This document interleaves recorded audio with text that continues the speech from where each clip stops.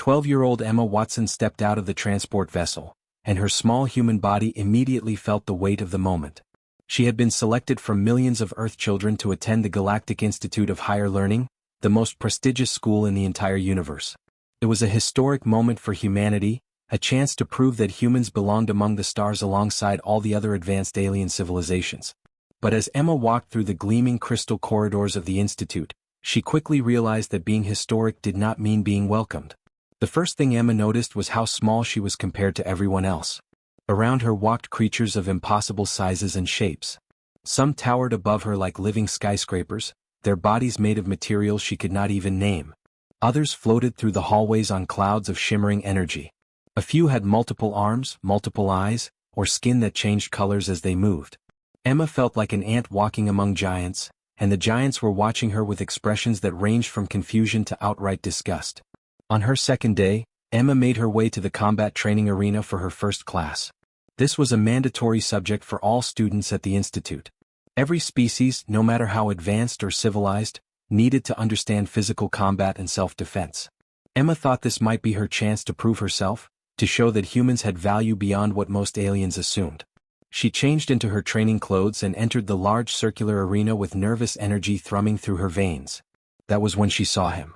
Kronos was a ZYX warrior, and he was easily the most intimidating being Emma had ever laid eyes on. His body was covered in a natural crystalline exoskeleton that sparkled like diamonds under the bright arena lights. He stood nearly 3 meters tall, with muscles that seemed to be made of solid stone. His 4 eyes, each one larger than Emma's entire head, fixed on her with an expression of absolute superiority. Behind Kronos stood a group of other ZYX warriors, all similarly massive and all staring at Emma with expressions that made her stomach twist into knots. "What is that?"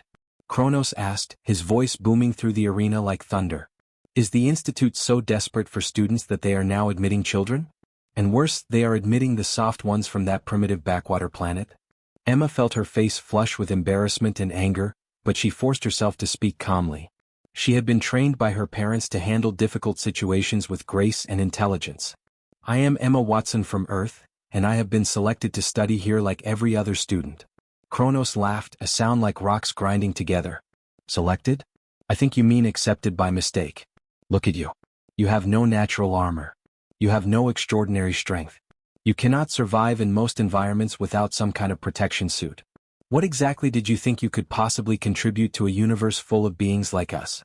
Before Emma could respond, a graceful figure moved into the arena. This was Vex, an Ilarian, a species known for their natural telepathic abilities and their elegant, flowing movements.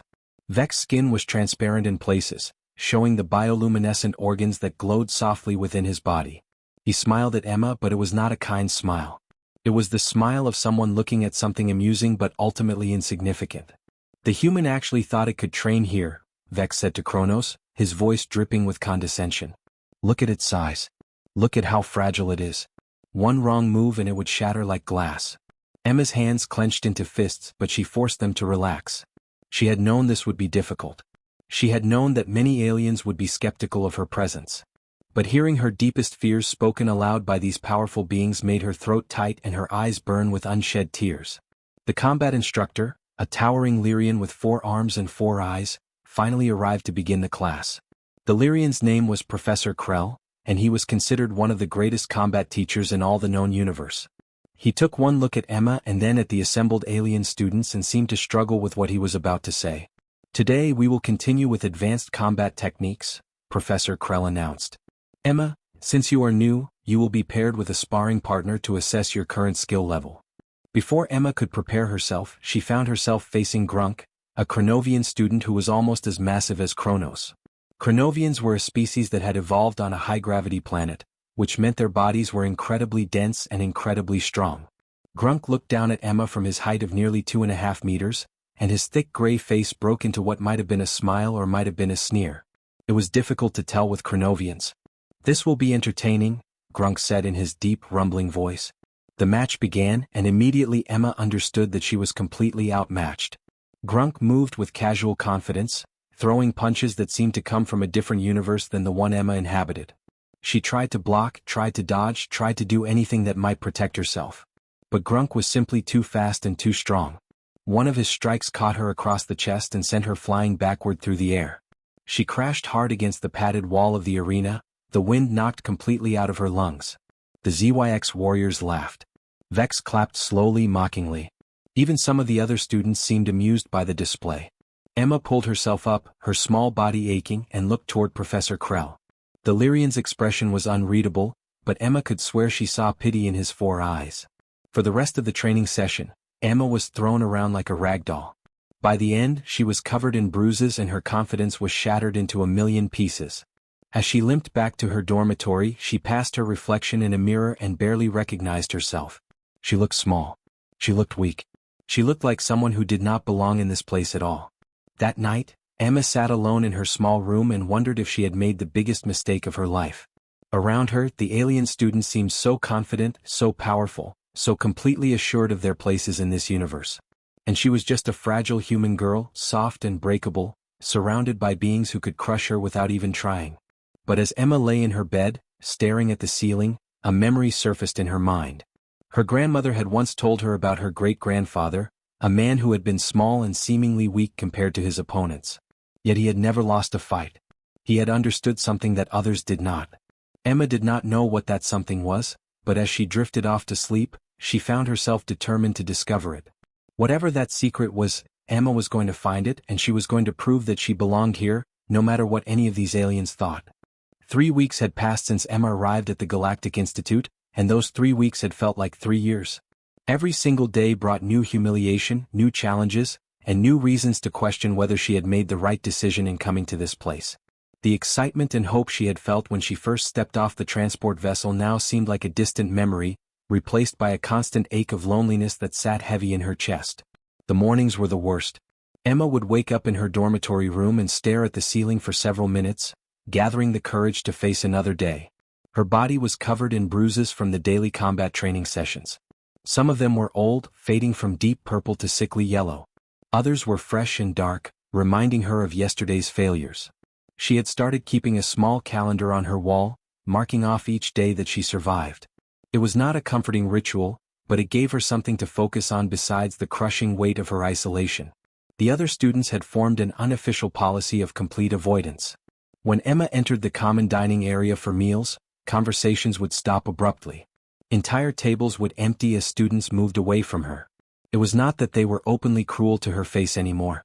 Instead, their cruelty had evolved into something far more subtle and, in many ways, far more damaging. They had simply decided that Emma did not exist. They looked through her when she was in the room.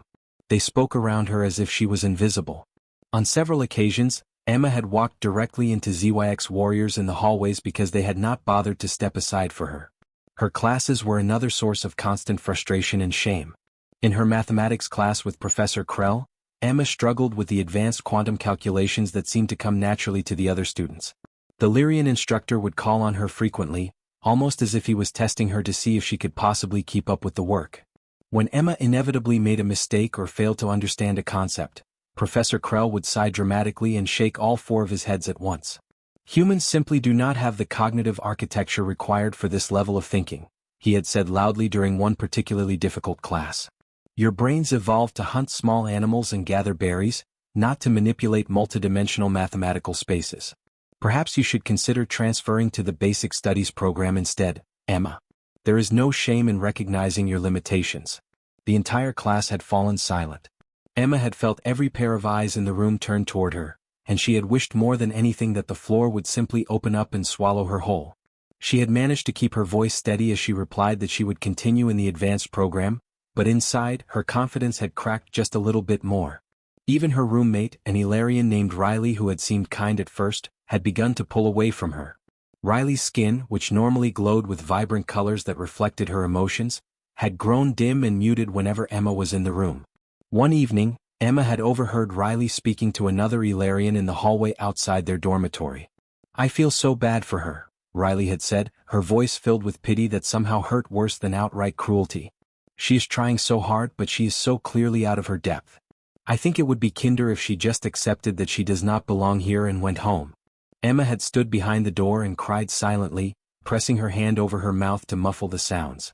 That conversation had hurt her more deeply than any of Kronos's mocking comments or any of Grunk's brutal throws during training sessions. Because Riley's pity suggested that Emma's struggle was not just difficult, it was hopeless. The combat training sessions had only gotten worse. Professor Krell had continued to pair Emma with increasingly stronger opponents, as if he was determined to prove some kind of point about human inferiority. Grunk had become something of a favorite partner for Emma, and she suspected the Kronovian actually enjoyed throwing her around the arena. By week 3, Emma had developed a pattern of movements meant to minimize the damage she sustained. She would curl into a ball when she saw a strike coming. She would roll with the impact instead of trying to resist it. She had essentially given up on any idea of actually competing and had instead focused on survival. One afternoon, after a particularly brutal training session, Emma found herself alone in the lower levels of the institute. She had gotten lost on her way back to her dormitory, wandering through corridors that seemed increasingly unfamiliar. That was when she discovered the training yard, a quiet courtyard surrounded by high walls and tall alien plants that swayed in the artificial breeze. The yard was empty except for Emma, and for the first time in 3 weeks she felt like she could actually breathe. She sat down on a stone bench beneath one of the tall plants and allowed herself to cry. Not the silent, controlled tears she had shed behind the dormitory door, but real, deep, body-shaking sobs that came from somewhere deep inside her core. She cried because she was tired. She cried because she was lonely. She cried because every person she encountered seemed to believe that she did not deserve to be here. And most of all, she cried because, deep down in a place she had not admitted to anyone, she was starting to believe them too. But as Emma sat there in the fading light of the afternoon, a memory surfaced in her mind like a bubble rising through water. She thought of her grandmother sitting in the kitchen back on Earth, telling her stories about her great-grandfather. The old stories that Emma had almost forgotten about. Her great-grandfather had been a small man in a world that valued size and strength. He had been poor and weak by the standards of his time. Yet he had never backed down from a challenge. He had studied an ancient art called martial arts, a system of fighting that did not rely on raw power but instead on understanding, technique, and the principles of energy and leverage. He had learned to redirect the force of his opponents against them. He had learned to use their strength to defeat them. Emma sat up straighter on the bench, her tears beginning to dry on her cheeks. What if that was the answer? What if her great-grandfather had known something that all these aliens had forgotten? What if there was a way to overcome strength through understanding instead of through trying to match that strength directly? Emma wiped her face clean and stood up. For the first time since arriving at the institute, she felt something that was not despair or hopelessness. She felt the first small spark of determination. She did not know what she was going to do yet, but she knew that she was not going to give up. Emma's discovery came by pure accident, which somehow made it feel even more meaningful to her. She had been exploring the lower levels of the Galactic Institute, trying to avoid running into any of her classmates during her free time. The institute was a massive structure, built across multiple levels both above and below the main grounds. Most students never ventured into these deeper areas because there was nothing there, just old storage rooms and forgotten archives from civilizations that had long since died out. As Emma wandered through one particularly dim corridor, she noticed a door that was slightly different from all the others. While most doors at the institute were made of gleaming metal or transparent energy fields, this one appeared to be made of something much older. It was constructed from dark wood, a material that seemed almost primitive compared to everything else in the building. Emma pushed on the door, and it creaked open slowly, revealing a vast chamber filled with shelves upon shelves of ancient data storage units. The archive room was quiet and dusty, filled with the kind of silence that suggested no one had visited this place in a very long time. Emma moved slowly between the shelves, running her fingers along the old data chips and storage devices. Most of them were labeled in languages she could not read, languages from species that no longer existed. She was about to leave when something caught her eye. A single data chip was labeled in Basic English, the common language spoken throughout the galaxy.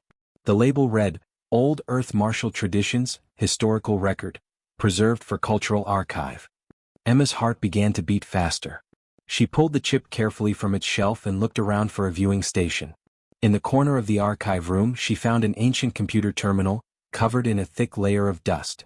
She carefully inserted the chip and waited as the old machine hummed to life, its screen flickering with pale blue light. What appeared on the screen took Emma's breath away. She was watching footage from ancient Earth, recorded thousands of years ago. The images showed a small human man, barely taller than Emma herself, standing in a training chamber. He was facing an opponent who was twice his size, a massive man with muscles that rippled with power. The small man wore simple white clothing and his face was calm and focused. Then the large man attacked. He came forward with tremendous speed and strength, throwing a powerful punch directly at the small man's head. But the small man did not try to block the strike with his arms. Instead, he simply stepped to the side, moving his body out of the path of the punch. The large man's momentum carried him forward, and the small man gently guided his arm, redirecting the force of the punch so that the large man ended up spinning completely around, losing his balance. The large man recovered and attacked again, this time trying to grab the small man in a crushing bear hug. But the small man twisted his body, used the large man's own grip against him, and suddenly the massive opponent was flying through the air. He crashed to the ground hard, the wind knocked completely out of his lungs.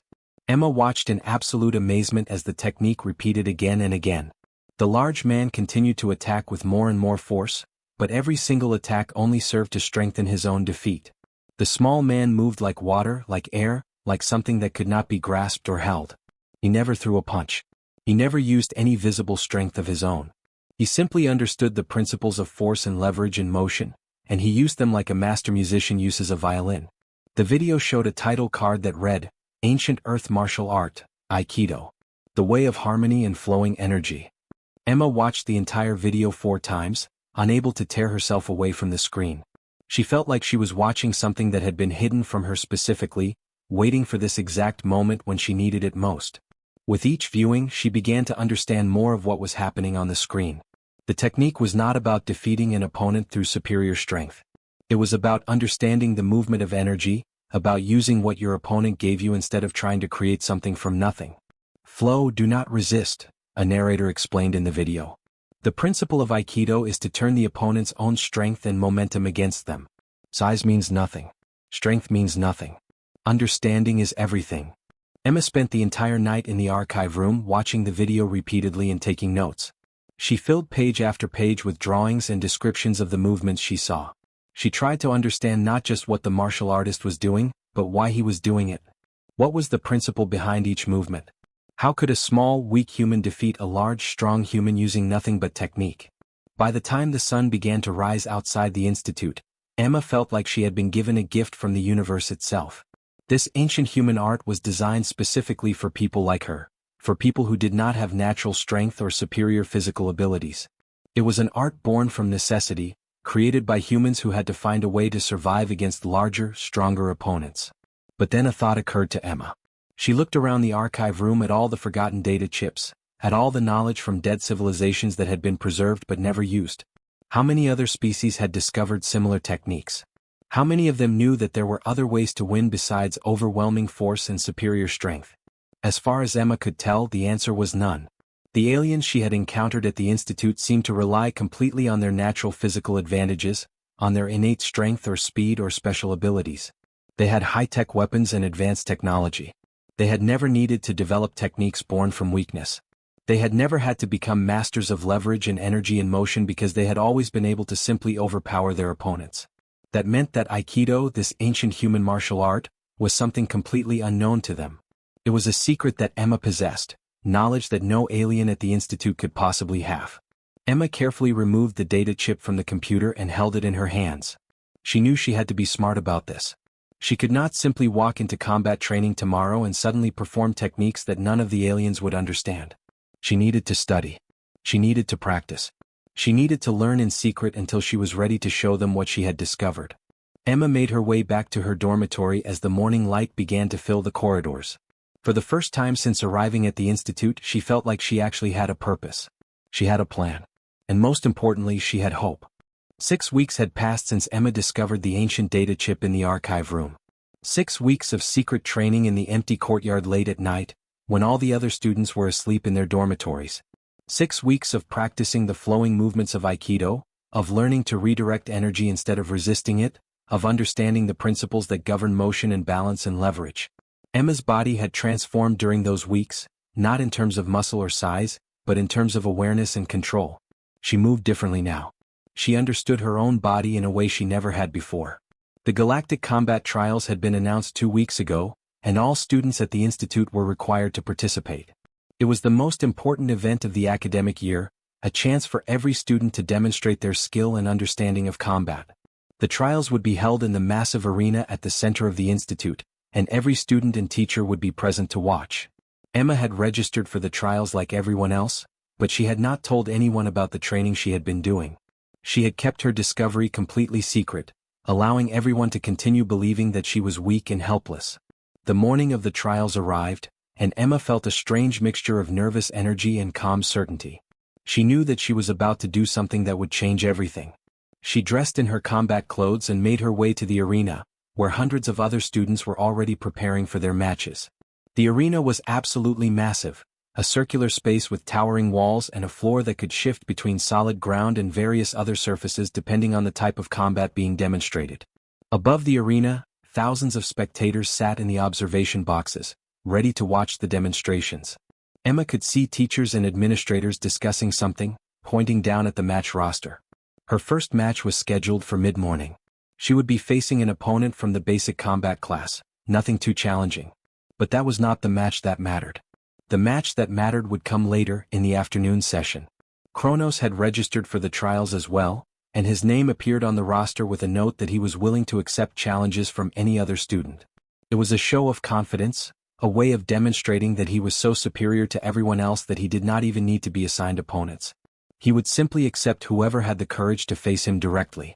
Emma knew that she had to face him. She had to face the student who had mocked her most viciously on her first day, who had made it clear that he believed humans were nothing more than fragile, worthless creatures. She had to show him and everyone else that he was wrong. Her first match came and went without incident. Emma defeated her opponent easily, using the flowing principles of Aikido to redirect his attacks and send him to the ground. The spectators seemed confused by her technique, having never seen anything like it before. But they clapped politely and Emma moved on to the next round. By early afternoon, Emma had won 3 matches. Her techniques were becoming more confident, more refined. She was beginning to understand exactly how to apply the principles of Aikido in real combat situations. But more importantly, news was spreading through the arena about the strange human girl who seemed to move like water and could defeat opponents several times her size using unusual techniques that no one had ever seen before. Then it was time. Emma approached the center of the arena as Kronos climbed down from the spectator boxes. The HFY warrior was massive, easily 3 meters tall, his crystalline exoskeleton glinting under the bright arena lights. His 4 eyes fixed on Emma with an expression of absolute amusement. He seemed to think this was going to be entertaining, a chance to humiliate the weak human girl in front of the entire institute. The crowd fell silent as Kronos and Emma faced each other across the arena floor. Emma could hear whispers from the spectators, could feel the weight of thousands of eyes watching her. She closed her own eyes for just a moment, remembering her great-grandfather's wisdom, remembering the principles she had learned from the ancient data chip. The match began. Kronos charged forward with tremendous speed, his massive body moving across the arena floor like a rolling boulder. His first punch came at Emma's head with the force of a small explosion. Emma simply stepped to the side, her body flowing like water out of the path of the attack. Kronos's momentum carried him forward, and Emma gently guided his arm, redirecting the force of his punch. The massive HFY warrior found himself spinning completely around, losing his balance. The crowd gasped. Kronos recovered quickly, his confidence unshaken. He attacked again, this time trying to grab Emma in a crushing hold. But Emma twisted her body, used his grip against him, and suddenly the 3-meter-tall warrior was flying through the air. He crashed to the ground hard, the wind knocked out of him. Emma stood calmly in the center of the arena, barely even breathing hard. Kronos pulled himself up, his massive body shaking with anger and confusion. This could not be happening. How was it possible that a small, weak human girl was defeating him? He attacked again with even more force, a wild punch that came from pure fury rather than technique. Emma stepped inside his guard, redirected his movement and sent him flying once more. This continued for another minute. Kronos continued to attack with everything he had, throwing all his strength and power at Emma. But every single attack only served to strengthen his own defeat. Every punch, every grab, every attempt at overwhelming force became the instrument of his own destruction. Emma did not fight him. She simply allowed his own strength to work against him. Finally, Kronos crashed to the ground and did not get back up. He lay there, stunned and gasping, his crystalline exoskeleton actually cracked in places from the impact of his own redirected force. The arena erupted into absolute silence. For a long moment, no one moved. No one spoke. The entire institute seemed to be holding its breath. Then, slowly the silence broke. One person began to clap. Then another. Within seconds the entire crowd was applauding, not out of politeness but out of genuine amazement at what they had just witnessed. Emma stood in the center of the arena, her small human body surrounded by the stunned faces of every alien in the Institute. She had just proven something that no one had believed possible. She had just changed everything. The days that followed Emma's victory in the combat trials were unlike anything she could have imagined. Within 48 hours, her life at the Galactic Institute had completely transformed. Students who had ignored her or mocked her now approached her in the corridors, asking if she would teach them the techniques they had witnessed in the arena. Teachers who had doubted her abilities now looked at her with genuine respect and curiosity. Even Kronos, the HFY warrior who had been so thoroughly defeated, had come to her dormitory room and asked if she would accept him as a student. The news of Emma's victory spread quickly throughout the galaxy. Media outlets from 100 different species were requesting interviews. Scientists and philosophers wanted to study her techniques and understand how a human could possibly overcome beings that were naturally stronger and faster. Universities across the galaxy began sending messages to the Institute, asking if they could have Emma come and teach their students. Within a week, Emma had become famous. But more importantly, she had become something else, a bridge between human knowledge and galactic understanding. The Institute's leadership called an emergency meeting with Emma to discuss what she wanted to do next. The director, a tall Lyrian named Counselor Vex, sat across from her in a comfortable office that overlooked the entire campus. Emma noticed that Counselor Vex was not the same Vex who had mocked her on her first day. That Vex was a student. But even if they had been the same being, Emma's confidence had grown so much that she would not have been intimidated. "Emma, your discovery of these ancient human techniques is remarkable," Counselor Vex said, his 4 eyes all focused on her with genuine interest. "We would like to offer you a position as an instructor here at the Institute. You would develop a curriculum combining human martial philosophy with galactic combat training.